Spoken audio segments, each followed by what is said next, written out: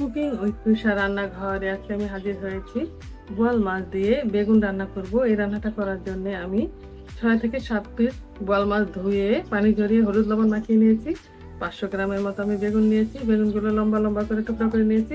পেঁয়াজ কুচি, আদা রসুন বাটা, হলুদের গুঁড়া, মরিচের গুঁড়া, ধনিয়া গুঁড়া, জিরা গুঁড়া, ধনিয়া পাতা কুচি, কাঁচামরিচ, কালো জিরা আর তেজপাতা নিয়ে নিয়েছি।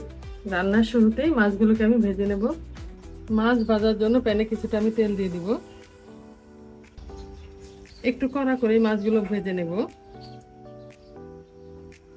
আবার একবারে মুচমুচে করে ফেলবো না, মিডিয়াম একটা পর্যায়ে ভাজবো।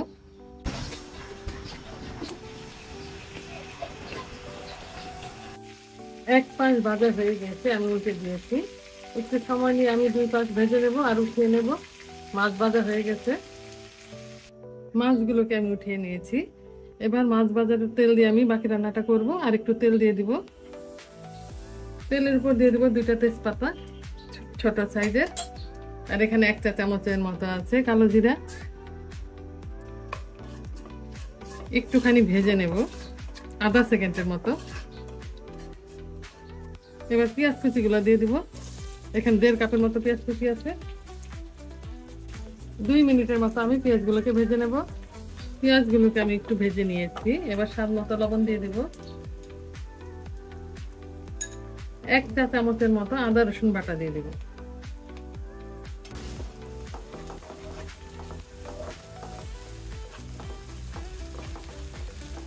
একটু কষিয়ে নেব 1 মিনিটের মতো।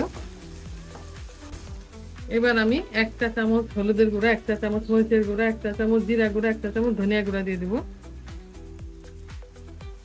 সামান্য একটু পানি দিয়ে আমি কষিয়ে নেব। 1 কাপের মতো আমি পানি দিয়েছি। চুলার আঁচটা মিডিয়ামে রেখে 3 মিনিটের মতো আমি মশলা কষিয়ে নিয়েছি। এবার বেগুনের ফালিগুলো দিয়ে দেব।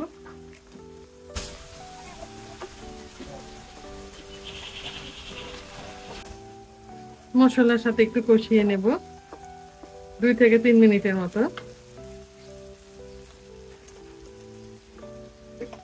ঢাকনা দেব না আমি, ঢাকনা দিলে আবার বেগুন গলে যাবে। চুলার আঁচটা মিডিয়ামে রেখে 3 মিনিটের মতো আমি বেগুন কষিয়ে নিয়েছি। এবার আমি পরিমাণ মতো ঝোল দিয়ে দেব।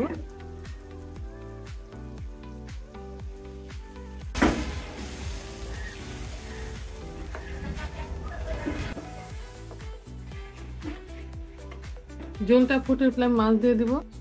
ঝোলে বলক চলে আসছে, আমি মাছ ভাজা দিয়ে দিব।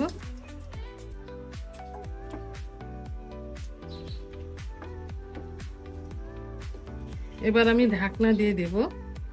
ঢাকনা দিয়ে আমি কিছুক্ষণ রান্না করে নেব। তরকারিতে মাছ দেওয়ার পর আমি আরো 8 মিনিটের মতো ঢাকনা দিয়ে রান্না করে নিয়েছি। রান্নাটা আমার পুরোপুরি কমপ্লিট হয়ে গেছে। রান্নার এই পর্যায়ে আমি 4-5টা কাঁচামরিচ ফালি, ধনেপাতা কুচি আর 10-12টা আস্ত কাঁচামরিচ দিয়ে দিব।